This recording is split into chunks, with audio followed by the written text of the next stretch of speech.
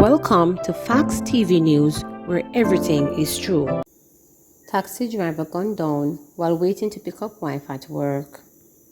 A widow has been left devastated after her husband was fatally shot while he waited to pick her up from work in St. Andrew. The attack happened about 11:40 on Tuesday night on Emerald Drive off Red Hills Road.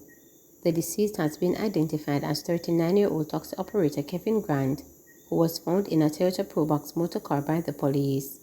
The body had multiple gunshot wounds.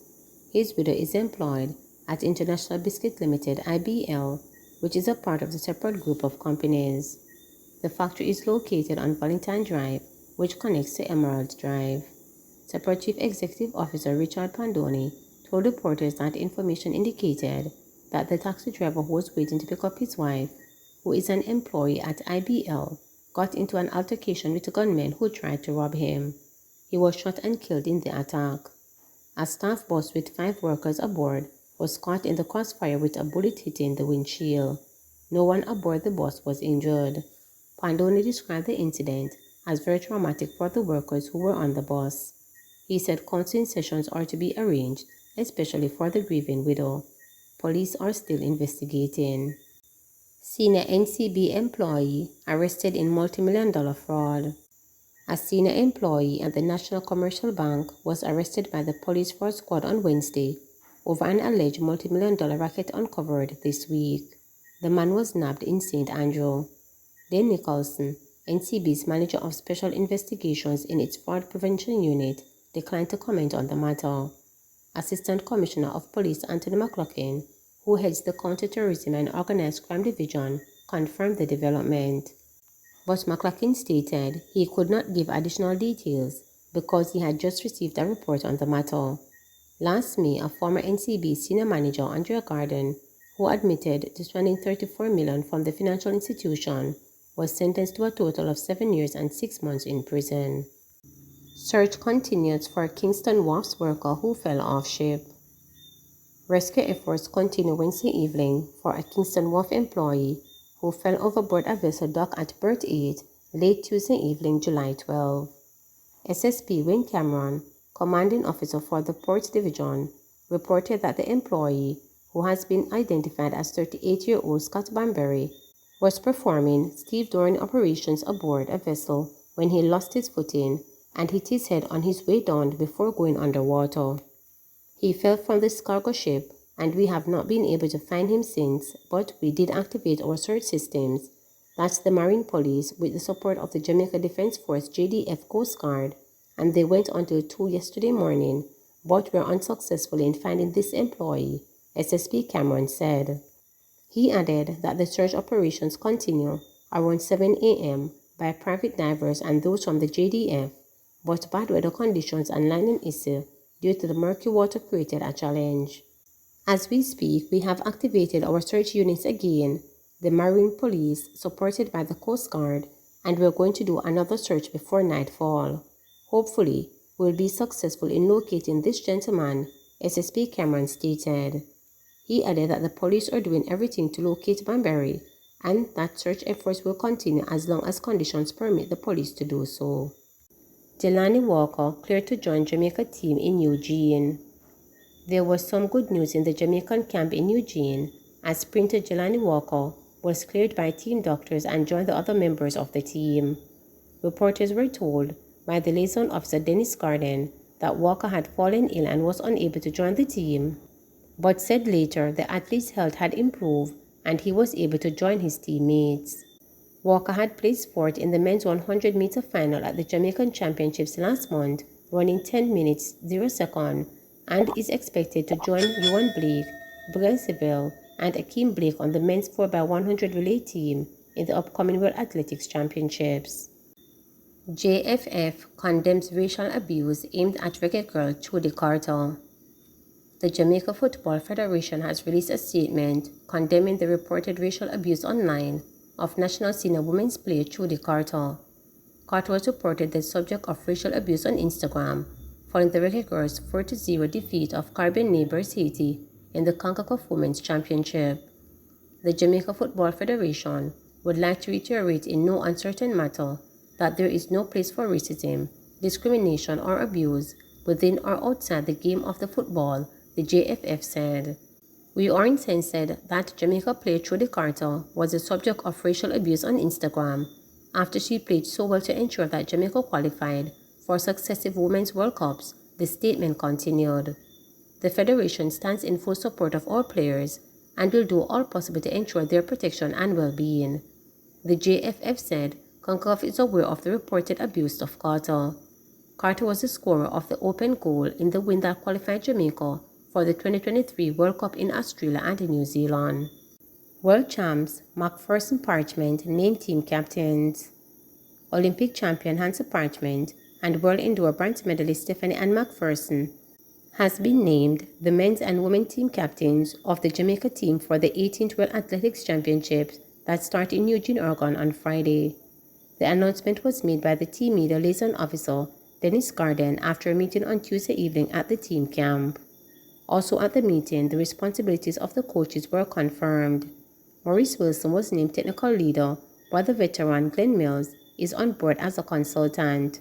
Bert Cameron will be responsible for the 400-meter runners and the mixed relay team, Lennox Graham all hurdles and 4x100-meter women, Paul Francis 4x400 women and mixed relay, Julian Robinson throws, Ronaldo Walcott women's sprint and women 4x100-meter relay, Marlon Gale jumps and 4x400 men, and Gregory Little male sprints and men's 4x100 relay.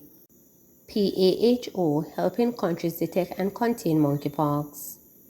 The Pan American Health Organization PAHO is providing support to member countries in detecting and containing monkeypox. PAHO Director Dr. Carissa Estini said countries are being equipped with laboratory capacity and guidance to confirm infections. She advised that training has been done in 37 countries and territories to conduct real-time PCR testing.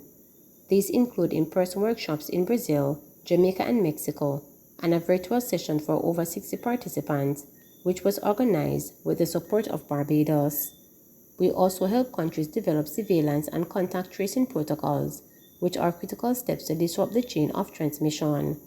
With some confirmatory capacity now in place, we expect to see the detection of additional cases and confirm further spread in the coming weeks, Dr. Carissa stated.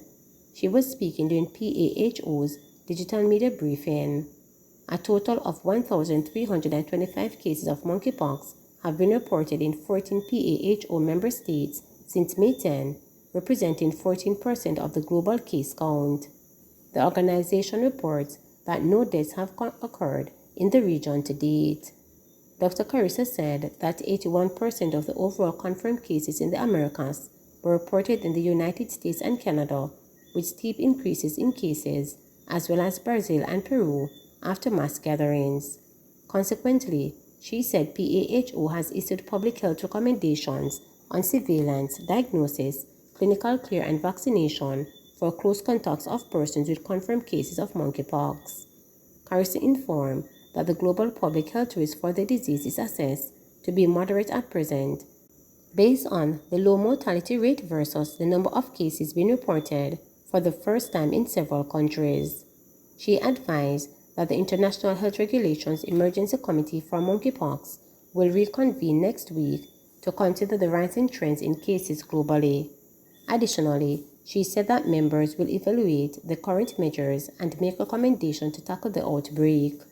Dr. Carissa noted that while no deaths from monkeypox have been reported in the region, it is concerning that some countries of our region have reported quick rising trends during the last several weeks. Consequently, she said PAHO is offering guidance to healthcare professionals on the clinical management and diagnosis of the disease and infection prevention and control. Don't choose big figures for projects, CDF head advises MP.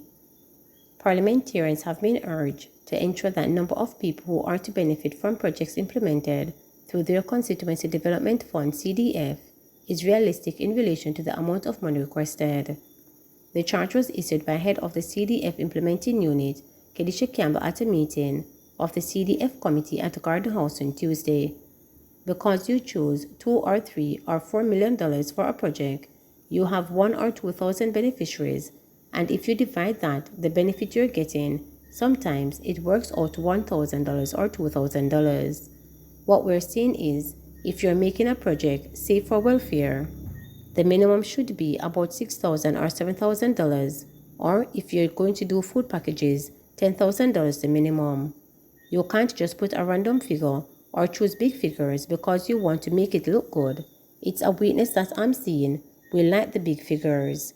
So I'm seeing a lot of beneficiaries, but if you should do the math, it doesn't make any sense, Campbell said, pointing out that when project documents are audited, beneficiaries' numbers are scrutinized against the funds allocated.